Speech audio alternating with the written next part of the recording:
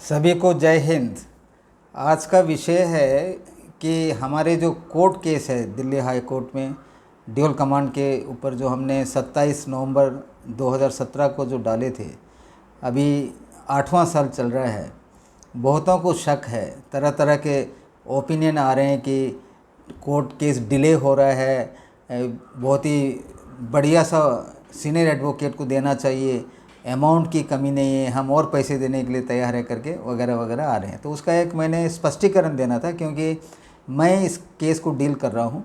Admit भी मैंने किया था और एक दूसरा हियरिंग भी मैंने दिया था। उसके बाद वकील वगैरह लगा कि अभी इतने साल हो चुके हैं। देखिए, बीच में कोविड वगैरह भी आ गया और कई बार जो हमारे केस लिस्ट में तो था लेकिन हियरिंग में नहीं आ सका। जैसे 5 दिसंबर को 263 नंबर पे था, हमारा जो है हियरिंग नहीं हो पाया। जिसका सिस्टम क्या है वैसे मैं बता दूं। उसका जो है सिस्टम के बारे में बताऊंगा कि लिस्टिंग कैसा होता है कोर्ट में हियरिंग का, और इसका क्या प्रोसीजर है। और हम जो है यानी चीफ जस्टिस जो भी है उनको चिट्ठी लिखने से क्या कोई फ़ायदा है, क्योंकि बीच बीच में होते हैं। जनरल कार्निक सर के कहने पर मैंने दिल्ली हाई कोर्ट के चीफ जस्टिस को भी हमारे केस का पूरा ब्यौरा दे के क्योंकि इतने पेंडिंग है, इतने सारे हियरिंग हो चुके हैं, इतने ऑर्डर निकले हुए हैं, अभी तक जो है हमारा फाइनल नहीं हो पा रहा है। तो उसमें ऐसे देखिए, जो चीफ जस्टिस होते हैं सुप्रीम कोर्ट या किसी भी हाई कोर्ट के उनका 2 काम होता है। एक तो होते हैं वो एडमिनिस्ट्रेटिव हेड, यानी कि जो एडमिनिस्ट्रेशन है उसका हेड होता है, और वो अपना बेंच जो जुडिशियल बेंच होता है उसका भी हेड होता है चीफ जस्टिस। तो कभी भी देखिए, यूजुअली एडमिनिस्ट्रेशन जो है कभी भी जुडिशियल मैटर में इंटरफेयर नहीं करता है। और जो बेंच है हमारे, जो सर्विस मैटर है दिल्ली हाई कोर्ट के, जो भी हमने पिटिशन देना है या अर्ली हियरिंग पिटिशन दिया जाता है, उनके ऊपर डिपेंड है। उसके अलावा भी कई सारे इंपॉर्टेंट मुद्दे हैं जो कि केस के लिस्टिंग के ऊपर प्रभाव डालता है। वो क्या है देखिए, मैं आप लोगों को बताता हूँ। मैक्सिमम जो इंडिया है, बोलते हैं कि in most high courts in India the hearing list is generated through a combination of automated and manual processes. ये जो लिस्टिंग का जो जनरेट होता है, एक तो होता है ऑटोमेटेड प्रोसेस होता है, उसके बाद जो है मैनुअल का मतलब आदमी जो भी है, जज है, कोर्ट के स्टाफ है, उनका भी हस्तक्षेप होता है। और फाइनली जाकर जो है फाइनलाइजेशन होता है, कोर्ट के जो स्टाफ है उसके ऊपर होता है। तो मैं शुरू से पढ़ के आपको बताता हूँ इसका मीनिंग क्या है। और उसके बाद जो सभी को उसमें पैसे का कोई लेना देना नहीं। कई सारे तो लोग बोल रहे हैं कि अच्छा सा वकील रखना चाहिए, उसको जितना पैसा जो मांग रहा है वो पैसा दे के, ताकि हमारा 1-2 हफ्ता या 1 महीने में हमारा जजमेंट आ जाता है। ऐसे कोई सिस्टम नहीं है देखिए। और ना ही सीनियर एडवोकेट जो होता है उसके ऊपर हम जो है परमानेंट एक सीनियर एडवोकेट को एंगेज भी नहीं कर सकते हैं, क्योंकि वो मैटर टू मैटर कई सारे केसेस में सीनियर एडवोकेट होते हैं। यूजुअली एडवोकेट ऑन रिकॉर्ड कहते हैं। जैसे मैंने एक ऑडियो मैसेज भी डाला था कल, शायद उससे आप लोगों को समझ में नहीं आएगा, तो इसलिए मैं दोबारा ये वीडियो दे रहा हूँ।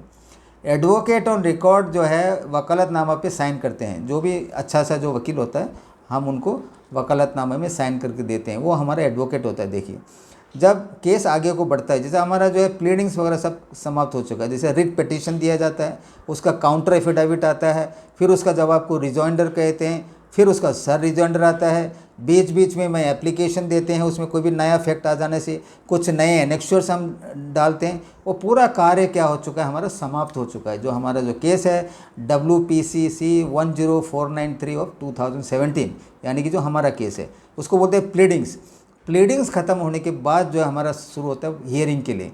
उसके लिए रिटर्न सबमिशन देना होता है। हमने रिटर्न सबमिशन भी दिया। देखिए, उसके बाद जो है आर्ग्यूमेंट करके, मैंने ही एक हियरिंग में आर्ग्यूमेंट करके, क्योंकि जो अपोनेंट थे जो ASG आते हैं उसके साथ CLO साहब भी रहते हैं वहाँ पे, उन्होंने 1962 की बात की थी कि तब से जो है असम राइफल आर्मी के कमांड में आया है। मैंने हस्तक्षेप किया था, इंटरफेयर करके बताया था।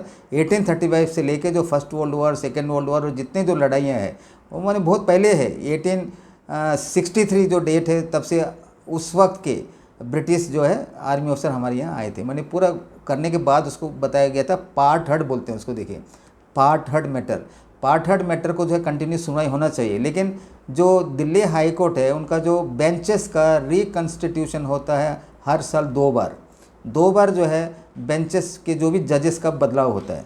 तो हमारा पार्ट हर्ड मैटर जब बदलाव होकर चले गए थे जज किसी और बेंच में, उसको बोलते हैं स्पेशल बेंच में हमारे केस गया था।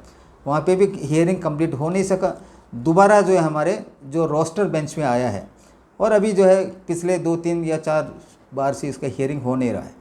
उसका मैं प्रोसीजर बता रहा हूँ आपको, कोर्ट में केस को लिस्ट करने पर क्या क्या प्रक्रिया से गुजरता है। देखिए, सबसे पहले तो है ऑटोमेटेड प्रोसेस, क्योंकि ऑटोमेटिक जो है सॉफ्टवेयर है वो जो केस को लिस्ट किस प्रकार से वो करते हैं। देखिए, केस मैनेजमेंट सॉफ्टवेयर होता है हाई कोर्टों में। High courts use specialized software such as the integrated case management system, बोलता है ICMS, to manage case data. Case data उनके पास है ऑलरेडी कंप्यूटर में, तो ये जो ICM है, इंटीग्रेटेड केस मैनेजमेंट जो सिस्टम है, उसके तहत जो है उसको मैनेज किया जाता है। जितने सारे जो केसेस हैं उसको सीनेटी लिस्टेड किया जाता है। उसके बाद क्या होता है, देखिए, एल्गोरिदम बेस्ड लिस्टिंग। एल्गोरिदम का मतलब होता है कोई भी प्रॉब्लम सॉल्यूशन करते समय हम जो सॉफ्टवेयर का इस्तेमाल करते हैं उसको कहते हैं algorithm. The software uses algorithm to automatically generate a draft hearing list based on factors like. देखिए, इतने जो फैक्टर मैं आपको बताऊंगा उसके मद्देनज़र रखते हुए जो ऑटोमेटेड एक लिस्ट तैयार होता है, जिसको हम ये ड्राफ्ट हियरिंग लिस्ट भी बोलते हैं। उसमें है जैसे केस प्रायोरिटी, ये केस का प्रायोरिटी क्या है। ऐसे बहुत सारे केसेस है। देखिए, आपको ये भी बात समझ में आनी चाहिए कि करोड़ों केस जो है पेंडिंग पड़ा हुआ है। तो आप लोग को लगता है केवल हमारा केस इंपॉर्टेंट है, ऐसे कई सारे केसेस हैं, लाखों केस हैं जो उनके लिए इंपॉर्टेंट होता है। देखिए, तो ये जो मेथड है केस प्रायोरिटी। दूसरा है लिस्टिंग डेट, कब ये दे रखा है उसका। जज अवेलेबिलिटी, जज अवेलेबल है कि नहीं। कोर्ट रूम अवेलेबिलिटी, क्योंकि जज है लेकिन अवेलेबल कोर्ट रूम नहीं है। ये 4 जो फैक्टर है इसको मद्देनज़र रखते हुए जो एल्गोरिदम जो सिस्टम है वो एक ड्राफ्ट हियरिंग लिस्ट को तैयार करता है। उसके बाद आता है, देखिए, मैनुअल। वो फाइनल नहीं है। देखिए, ये तो हो गया हमारा ऑटोमेटेड प्रोसेस। दूसरा आता है मैनुअल प्रोसेस। देखिए, मैनुअल प्रोसेस में क्या होता है, court staff, the draft hearing list is reviewed and finalised by court staff. Automated system ने तो एक कर दिया है, एक ड्राफ्ट तैयार कर दिया, लेकिन कोर्ट स्टाफ जो है क्या करते हैं, उसको फिर दोबारा फाइनलाइज करते हैं। उसमें कोई भी वो क्या पर नज़र रख, कौन कौन है उसमें रेस्पॉन्सिबल। देखिए, कोर्ट मास्टर्स बोलते हैं। हर बेंच में जज के नीचे जो काम करता है उनका हेड होता है, उसको बोलते हैं कोर्ट मास्टर। कोर्ट मास्टर उसमें इन्वॉल्व होता है, डेप्यूटी रजिस्ट्रार उसमें इन्वॉल्व होता है, एडिशनल रजिस्टर्स उसमें इन्वॉल्व होता है। उसके बाद आता है जुडिशियल ऑफिसर।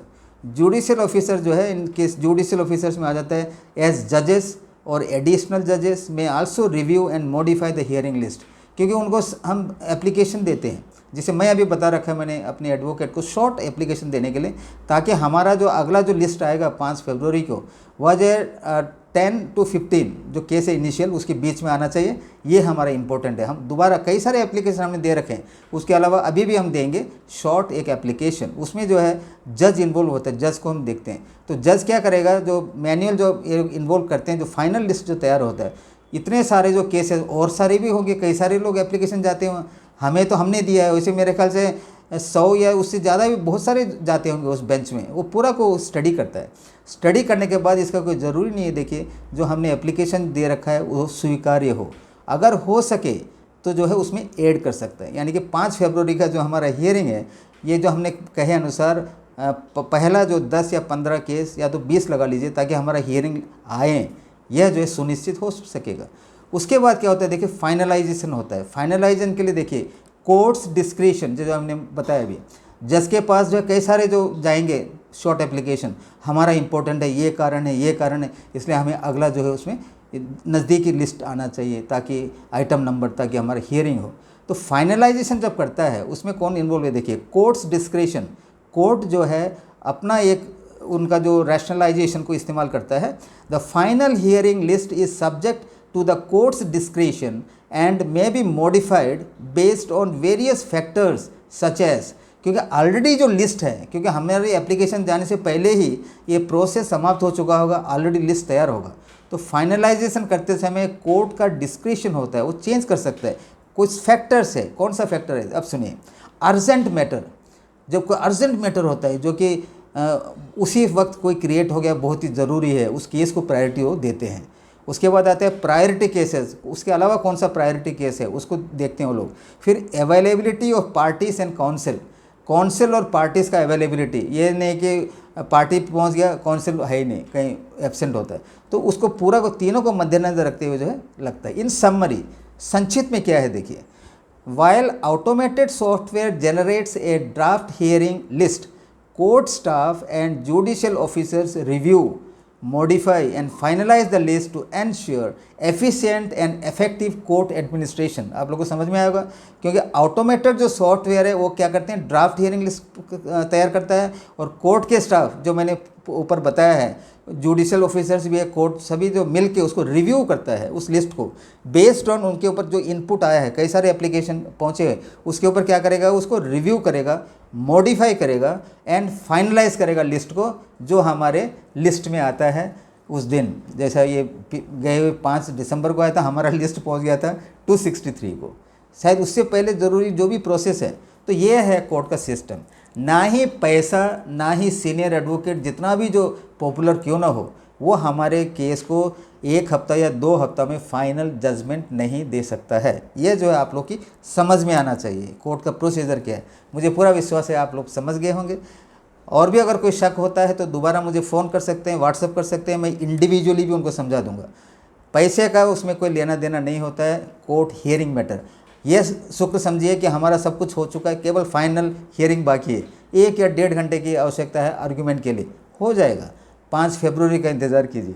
तब तक के लिए मैं सूबेदार वीटी नायर, प्रेसिडेंट आरेवा ऑल इंडिया, और आप देख रहे हैं मेरा चैनल सत्यमेव जयते।